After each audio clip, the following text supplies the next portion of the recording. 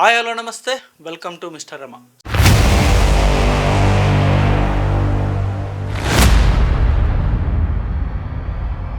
So మొత్తానికైతే social మీడియాలో ఎవరైతే పని పాట లేకుండా ఉంటారో వాళ్ళందరూ కలిసి ఇప్పుడు కొత్తగా ఒక పార్టీ కాని పార్టీని స్థాపించారు. అదే కాక్రోచ్ జనతా పార్టీ. సో ఈ మధ్యకాలంలో అసలు తెగ వైరల్ అవుతుంది. ఇది ఎంత వైరల్ అవుతుందంటే ప్రపంచ దేశాలన్నీ కూడా ఏంటి ఈ కాక్రోచ్ జనతా పార్టీ అని చెప్పేసి సర్చింగ్ మొదలెట్టేశారు. అంతలా పాపులర్ అయిపోయింది. సో ఎందుకు నేను ఈ పని పాట లేని వాళ్ళందరూ కలిసి ఈ కాక్రోచ్ జనతా పార్టీ స్థాపించారని ఎందుకు అంటున్నానంటే కంప్లీట్ వీడియో చూసిన తర్వాత మీకే డెఫినెట్గా అర్థమవుతుంది. నిజంగా మనం కాక్రోచ్ జనతా పార్టీని మనం సమర్థించాలా, అసలు కాక్రోచ్ జనతా పార్టీ నిజంగా బీజేపీని గద్దె దించే అవకాశం ఉందా, లేకపోతే కాక్రోచ్ జనతా పార్టీ మళ్ళీ అధికారంలోకి వచ్చే అవకాశం ఉందా? అసలు కాక్రోచ్ జనతా పార్టీ అంటే అసలు ఇది ఎవరు స్థాపించారు, అసలు దేని కొరకు స్థాపించారు, వాళ్ళ ఉద్దేశం ఏంటి, ఇవన్నీ కూడా కంప్లీట్గా ఈ వీడియోలో నేను డిస్కస్ చేయబోతున్నాను.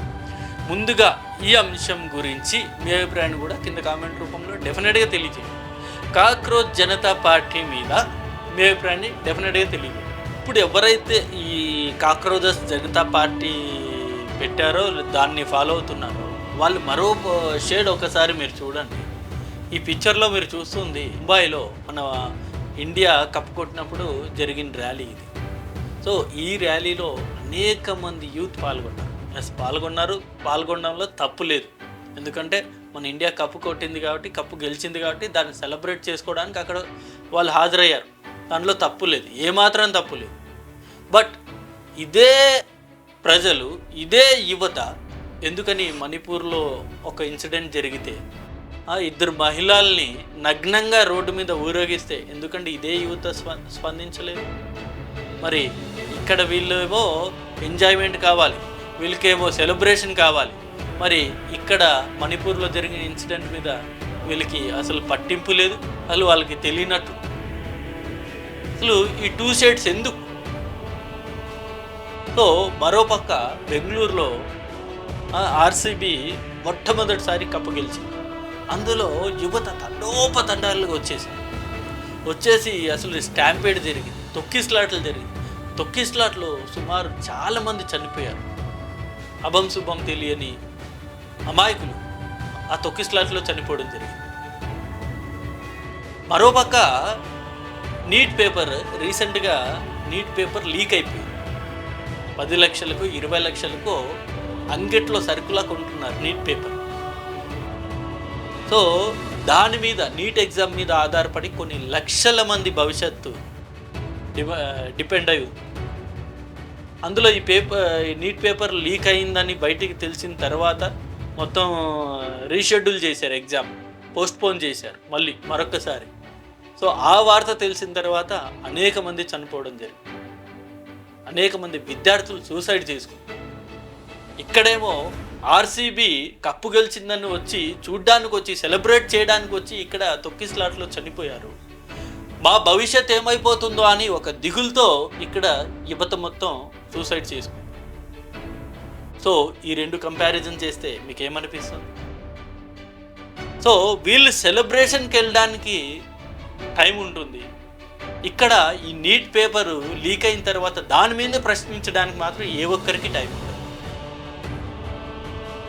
సో మరో ఇన్సిడెంట్ ఏంటంటే ఇక్కడ మీరు చూసుకోవచ్చు, బిగ్ బాస్ మన తెలుగు రాష్ట్రంలోనే కాదు, ఈవెన్ ప్రతి రాష్ట్రాల్లోనూ ఇప్పుడు తమిళనాడులో జరుగుతుంది, తమిళ్లో జరుగుతుంది, తెలుగులో జరుగుతుంది, హిందీలో జరుగుతుంది.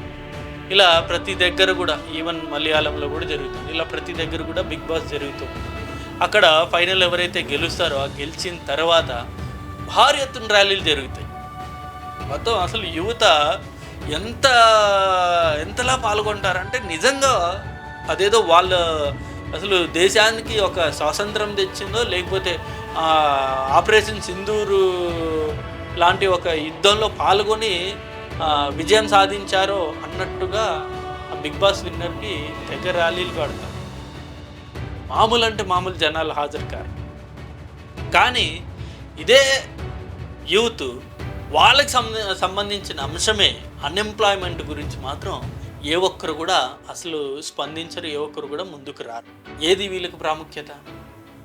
ఇలాంటి వాటి గురించి వీళ్ళు ఎవ్వరు అస్సలు పట్టించరు.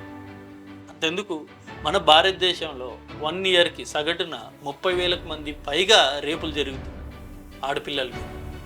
దీని గురించి ఏ ఒక్కరు కూడా స్పందించరు. అసలు వాళ్ళకి మాకు సంబంధమే లేదన్నట్టు వ్యవహరిస్తుంటారు. ఎక్కడో కొన్ని ఇన్సిడెంట్, 2-3 ఇన్సిడెంట్, అది కూడా వీడియో బాగా వైరల్ అయిన తర్వాత బయటకు వచ్చి జస్టిస్ ఫర్ ఏదో సంథింగ్ జస్టిస్ ఫ్లగార్డ్స్ పట్టుకొని, కొవ్వొత్తులు పట్టుకొని తెగ ర్యాలీలు చేస్తారు తప్పితే ఎక్కడే కానీ దాని గురించి అంత సీరియస్గా వీళ్ళు పట్టించుకోరు. సో ఇలాంటి ఇన్సిడెంట్స్ ఎన్నో ఉన్నాయి. అంతెందుకు, ఇప్పుడు పహల్గాం అటాక్ జరిగింది. మన భారతదేశం భూభాగంలోకి అడుగుపెట్టి ఉగ్రవాదులు హిందువా కాదా అని అడిగి మరీ చాలామందిని చంపేశారు. సో మన సెక్యూరిటీ ది బిగ్గెస్ట్ ఫెయిల్యూర్ ఇది. సో దీని గురించి ఏ ఒక్కరు మాట్లాడరు, దీని గురించి ఏ ఒక్కరు స్పందించరు. ఇంకా చనిపోయిన వాళ్ళకి, పహల్గాం అటాక్లో చనిపోయిన వాళ్ళకి సంఘీభావం తెలపడానికి మాత్రం తెగ వచ్చేస్తాం మనం. కానీ ఈ సిస్టమ్ ఫెయిల్యూర్ ఉంది కదా, ఈ సిస్టమ్ ఫెయిల్యూర్ గురించి ఏ ఒక్కరు కూడా ప్రశ్నించరు, మాట్లాడరు. సో ఇలాంటి చెప్పుకుంటూ పోతే చాలా ఉన్నాయి. ఇలాంటి వాటి గురించి స్పందించి మాట్లాడాల్సిన ఈ జెన్జీ బ్యాచ్ ఇప్పుడు ఏం చేస్తుంది? ముంబైలో ర్యాలీలో పాల్గొంటారు, ఐపీఎల్ గెలిస్తే ర్యాలీలో పాల్గొంటారు, బిగ్ బాస్ విన్నర్ అయితే ర్యాలీలో పాల్గొంటారు, సినిమా రిలీజ్ అయితే ఎక్కడ ర్యాలీలో పాల్గొంటారు. ఇలాంటి వాటి మీద తెగ కాన్సన్ట్రేట్ చేస్తున్నారు. సో ఇవన్నీ కూడా మన భారతదేశంలో రోజువారీగా జరుగుతున్న ఇన్సిడెంట్స్. సో వీటి గురించి ఎక్కువ సీరియస్గా పట్టించుకోవాల్సింది జెన్జీ బ్యాచ్. వీళ్ళందరూ కలిసి ఇప్పుడు కొందరు ట్రాప్లు పడిపోయి ఈ కాక్రోచ్ జనతా పార్టీ అని చెప్పేసి ఒకటి స్థాపించేసి, సోషల్ మీడియాలో స్థాపించేసి దాన్ని తెగ ఫాలో కొట్టేస్తున్నారు. అసలు ఇన్స్టాగ్రామ్లో ఆ ఫాలోయర్స్ చూసి అసలు నిజంగా ఇక నెక్స్ట్ అది ఎవరైతే స్థాపించారో కాక్రోచ్ జనతా పార్టీ, ఆయన్ని ఇంకా ప్రధానమంత్రిని చేసేయాలన్నట్టుగానే తెగ పోరాటం చేస్తున్నారు సోషల్ మీడియాలో. సో అంటే బీజేపీ కంటే మా ఫాలోయర్స్ ఎక్కువ ఉన్నారు అని చెప్పేసి తెగ గుడ్డులు చించేసుకుంటున్నారు. సో నేనేమంటానంటే ఈ కాక్రోచ్ జనతా పార్టీ అనేది ఒకటి బోగస్, ఒక ట్రాప్, ఒక ట్రాన్స్లోకి తీసుకెళ్లే ఒక బోగస్ పార్టీ అది. ఎందుకంటే ఇందులో ఉన్నది మొత్తం కూడా వీళ్ళ ఆలోచనలు, ఇందులో ఉన్న వాళ్ళ ఆలోచనలు ఎలా ఉంటాయంటే, వీళ్ళు కేవలం భారతదేశంలో జరుగుతున్న ఇన్సిడెంట్ మీద ఏ ఒక్కరు కూడా స్పందించే వ్యక్తులు కాదు వీళ్ళు ఆలోచన ఏంటి? ఎంతసేపు బీజేపీని గద్దెదించాలి, నరేంద్ర మోదీ గారిని ఓడించాలి, ఆ ప్రభుత్వాన్ని పడగొట్టాలన్నది వీళ్ళ ఇంటెన్షన్, వీళ్ళ ఆలోచన. అంతే తప్పితే భారతదేశంలో జరుగుతున్న ఫెయిల్యూర్స్ గురించి, భారతదేశంలో జరుగుతున్న ఇన్సిడెంట్స్ గురించి వీళ్ళకి ఏమాత్రం పట్టింపు ఉండదు. ఫార్మర్ సూసైడ్స్, రేప్స్, లేకపోతే ఇంక్లూడింగ్ ఈవెన్ చాలామంది జర్నలిస్టులను కూడా చంపడం జరుగుతుంది ఈ మధ్యకాలంలో. ఏది బీజేపీ ప్రభుత్వాన్ని ప్రశ్నించిన చాలామంది జర్నలిస్టులు ఇప్పటికీ చనిపోవడం జరిగింది, లేకపోతే అనేక కేసుల్లో అరెస్ట్ అవ్వడం జరిగింది. ఇలాంటి అంశాల గురించి వీళ్ళు మాట్లాడరు. ఎంతసేపు కావాల్సింది ఒకటే టార్గెట్, బీజేపీని ఓడించాలి, నరేంద్ర మోదీని గద్దెదించాలి, రాహుల్ గాంధీని ప్రధానమంత్రి చేయాలి, లేకపోతే అరవింద్ కేజ్రీవాల్ని ప్రధానమంత్రి చేయాలి. ఇదే వీళ్ళ ఆలోచన. ఇప్పుడు పెరుగుతున్న పెట్రోల్ ప్రైస్ గురించి మాట్లాడరు, డీజిల్ ప్రైస్ గురించి మాట్లాడరు. అనేక రాష్ట్రాల్లో చాలా నాసిరకం బ్రిడ్జులు కడుతున్నారు, అవి కూలిపోతున్నాయి, వాటి గురించి వీళ్ళు మాట్లాడరు. ఎందుకు ఇంకా ఓపెన్ చేయకుండానే ఇంకా కన్స్ట్రక్షన్ దశలోనే చాలా బ్రిడ్జులు కూలిపోతున్నాయి, మనం చూస్తున్నాం కదా రోజువారీగా సోషల్ మీడియాలో. ఎవరి డబ్బులు వృధా అవుతున్నాయి, వాటి గురించి వీళ్ళు మాట్లాడరు. No, they are not at all bother. వాళ్ళంతా ఒక ట్రాన్స్లో ఉంటారన్నమాట. ఎస్, కాక్రోచ్ జనతా పార్టీ పెట్టేశాం, ఇక బీజేపీకి చుక్కలు చూపిస్తాం, ఇక నరేంద్ర మోదీని దింపేస్తాం. ఇదే వీళ్ళ ఇంటెన్షన్, వీళ్ళ ఆలోచన. అంతే. అంటే ఒకరిని గద్దె దించడానికి కాక్రోచ్ జనతా పార్టీ పెట్టారు తప్పితే వీళ్ళకి భారతదేశంలో జరుగుతున్న అంశాల గురించి వీళ్ళకి ఏమాత్రం కూడా వీళ్ళకి పట్టింపు లేదు. సో దయచేసి యువత ఎవరైతే ఉన్నారో మీరు కొంచెం ఆలోచించండి, ప్రాక్టికల్గా ఆలోచించండి. ఇలాంటి ట్రాప్లో మీరు ఏమాత్రం పడకండి. ఇలాంటి మస్తు వస్తుంటాయి, ఇంకా చాలా వస్తాయి. అలాంటి ఏమాత్రం కూడా మీ ట్రాప్లో పడకండి.